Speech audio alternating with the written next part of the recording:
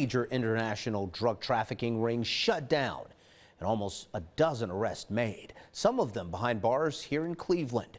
Brittany Weir has the story tonight.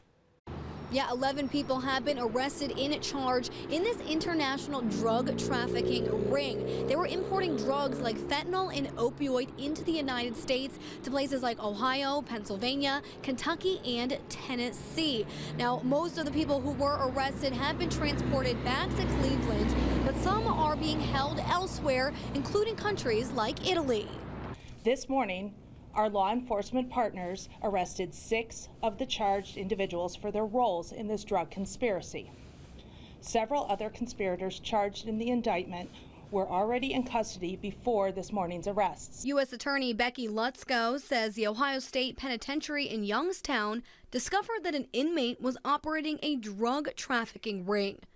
Brian Lumbus Jr. was operating both interstate and internationally. He had enlisted the help of several others to do what he physically could not do: obtain, assemble, and repackage drugs that he ordered, and then mail or deliver them to other co-conspirators for further distribution on our streets. The DEA and Ohio State Highway Patrol uncovered a business relationship between Lumbus and an Italian citizen, Giancarlo Miserati, dating back to April of 2016. The investigators determined that Lumbus Jr. ordered fentanyl and other dangerous narcotics, controlled substances from Miserati while he was in Italy. Miserati, in turn, ordered these substances from other foreign countries, then repackaged and sent them to the United States, specifically to the Northern District of Ohio and other nearby states. According to Attorney Lutzko, one person died in Tennessee from drugs that were obtained from this ring.